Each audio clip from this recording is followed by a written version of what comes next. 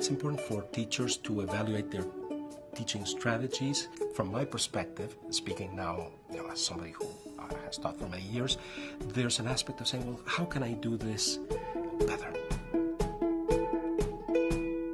What led me to develop the SAMR model was some work I did back in the mid-80s. I was a graduate student at Harvard at that point, and working on rethinking aspects of the undergraduate introductory science curriculum. And at that point, I could see that some of the tools we had for digital storytelling and so on could really make a change.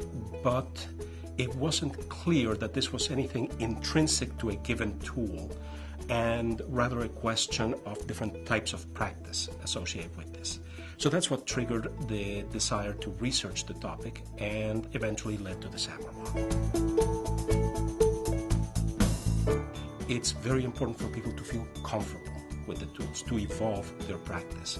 So it's just fine for people to say, look, I'm going to start doing what I already do at the substitution to augmentation levels, incorporate the tools, enhance my current practice, and when I'm comfortable with that, move on to incorporating elements at modification to redefinition.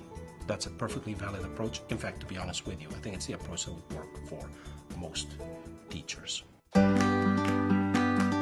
are many things that work just fine at substitution to augmentation levels. For instance, assume I'm teaching a course on poetry.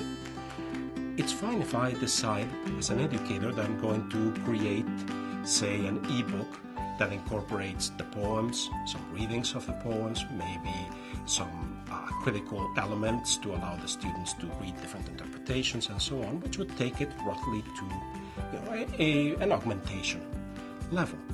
But it's not necessary to say, well, now what do I do with this book, so that the very act of reading the poems is at the modification to redefinition levels. That's just fine. You can say, well, what else in my practice of teaching literature am I going to incorporate that is at the modification to redefinition levels?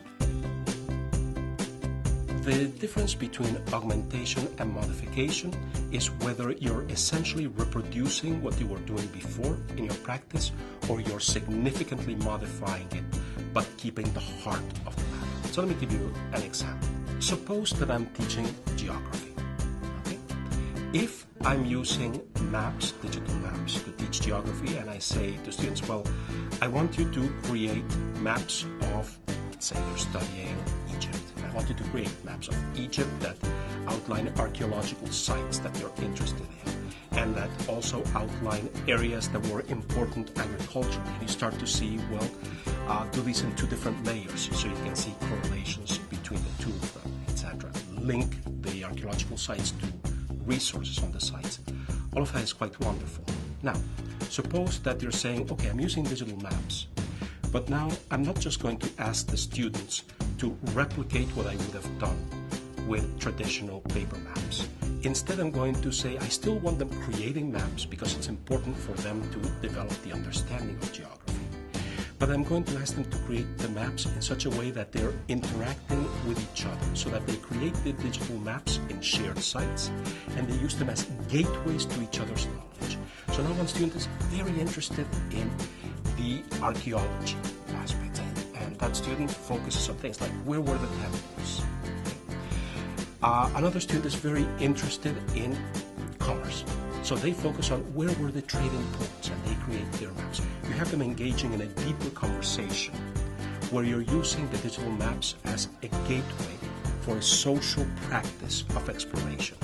In effect, you're asking your students to become geographers and use the maps to talk with each other, integrate each other's discoveries, build a practice that is mediated by the social use of the tools in a network environment. That would take you up to modification, because while you still have some of the heart of the matter, make sure the students understand these concepts by developing maps about them. You've significantly modified it by changing it from something they would do individually to something they would do socially, where in effect they're acting as peer mentors to each other.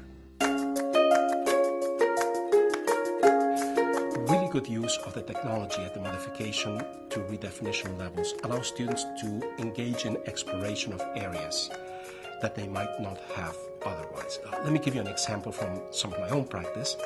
I have a background as a chemist, and in particular, one of the fascinating things that we can do with the technology is we can bring students into how chemists think at a much deeper level, even at the beginning of their studies than we otherwise could, because we have tools for visualizing molecules.